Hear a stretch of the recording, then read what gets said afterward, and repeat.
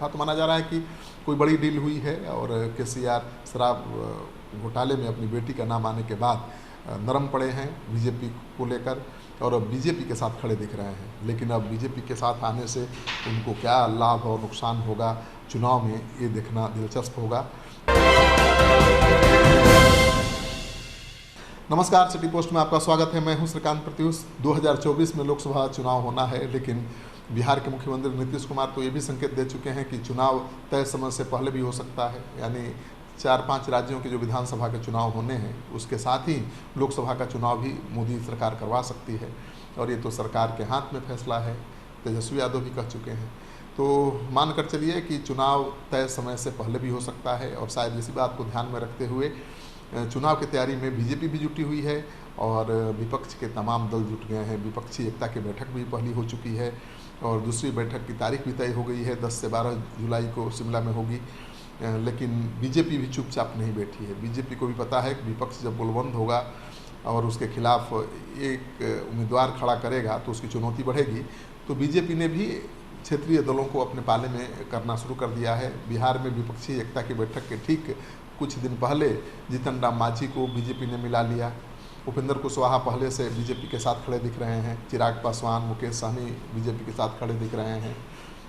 तो बीजेपी बिहार में तो बहुत कमज़ोर नहीं दिख रही है, लेकिन राष्ट्रीय स्तर पर भी उसका ये अलायंस बना रहे, गठजोड़ बना रहे, क्योंकि बीजेपी को बहुत सहयोगी दलों ने पिछले कुछ सालों में छोड़ दिया है।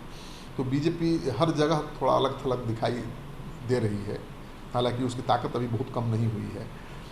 तो बीजेपी चाहती है कि जो क्षेत्रीय दल विपक्ष के मुहिम में शामिल नहीं हैं या शामिल होने से जिन विपक्षी दलों को रोका जा सकता है, क्षेत्रीय दलों को, उनको रोकने में जुटी हुई है। और इसी कड़ी में अब केसीआर का नाम आपने सुना ही होगा। थर्ड फ्रंट बनाने की मुहिम चला रहे थे पूरे देश भर में। पटना में भी आए थे, नीतीश कुमार के साथ प्रेस कॉन्फ्रेंस की थी।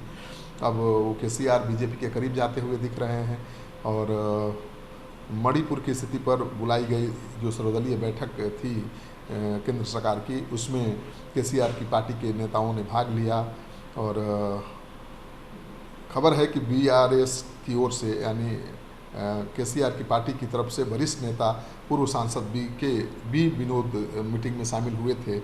और सबसे बड़ी बात यह है कि पिछले 2 साल से केसीआर की पार्टी केंद्र की किसी भी बैठक में शामिल नहीं हो रही थी, सभी बैठकों का बहिष्कार कर रही थी। लेकिन 2 साल बाद पहली बार बैठक में शामिल हुई है और केसीआर कुछ दिन पहले खुद बीजेपी के खिलाफ संभावित फ्रंट की तलाश कर रहे थे, लेकिन अब वो मोदी को अपना मित्र बता रहे हैं और बीजेपी के करीब आते दिख रहे हैं। केसीआर का यह बदला रूप पिछले दिनों नागपुर में देखने को भी मिला था। अक्सर प्रधानमंत्री नरेंद्र मोदी को सीधे निशाने पर लेने वाले केसीआर ने 15 जून को नागपुर में हुए पार्टी के एक इवेंट में पीएम को अपना अच्छा मित्र बता दिया था।